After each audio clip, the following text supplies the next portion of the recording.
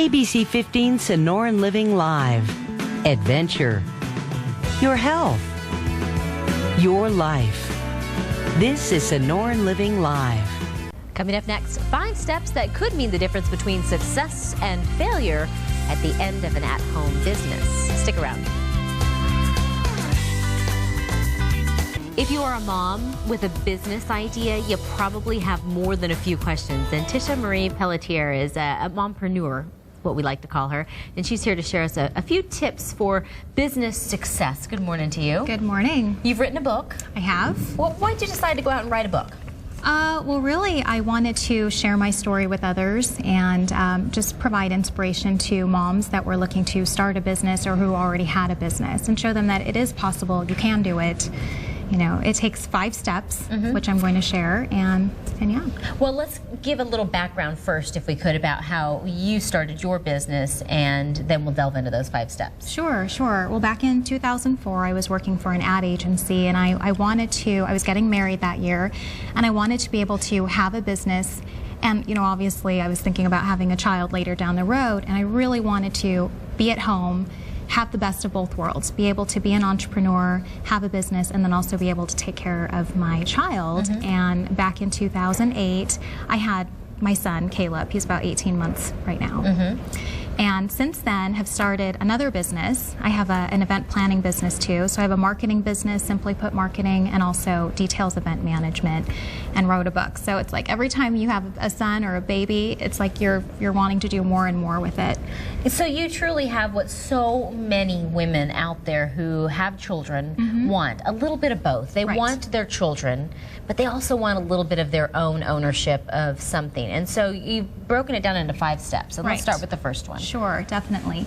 Well, when you start a business, I think education is key. You need to be able to have your business going in the right direction. There's so much to learn, so I really encourage for women who are starting business, anyone starting a business, to really take that leap and find the resources out there.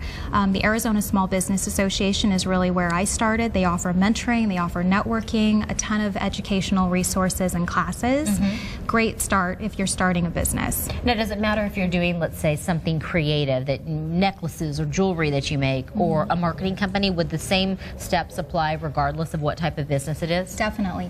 They're going to teach you about accounting. They're going to teach you about how to set your business up. Should it be a sole proprietorship? Should it be an LLC?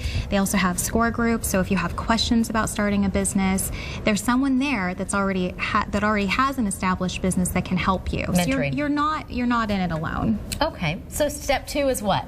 Make millions. No, we haven't jumped there yet. Oh, I'd love to do that. Okay, so step 2 is help. And when you're a mom and an entrepreneur and you're trying to juggle everything, you really need to take a step back and say, I'm not Superwoman, I cannot do this. You know, I can't be 100% focused on my child and on my business at the very same time. So having a co-op group of women that maybe watch your child a couple hours, so you can just get, you know, a couple hours just to go ahead and focus and do your work.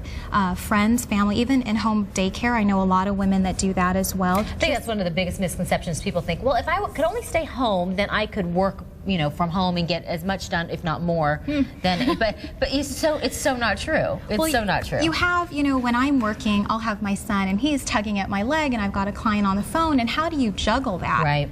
You have to be, okay, son, let me finish this, let me, you know, so you really need to really pick and choose, and it's good that if you have help, then you can go ahead and do both. And step 3? Successfully.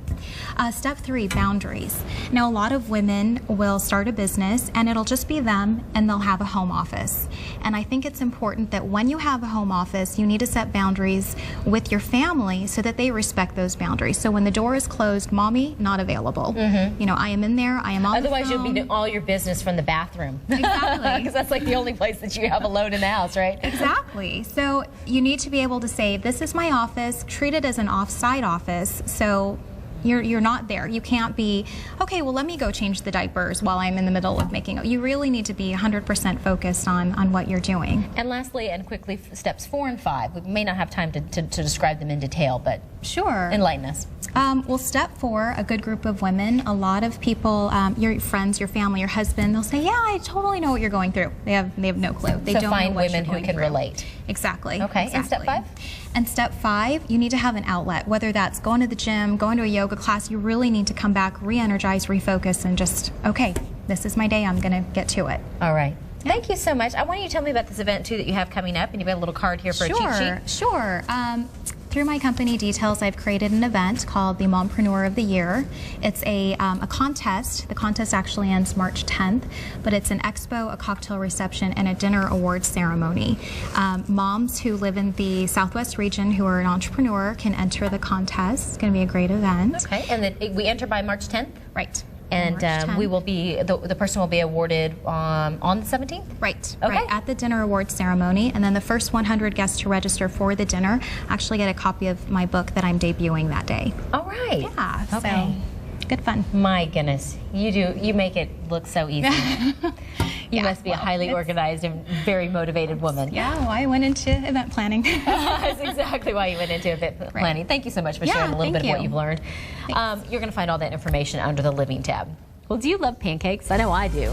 And we're going to show you where you can get a stack of pancakes for absolutely free. That's coming up right after the break.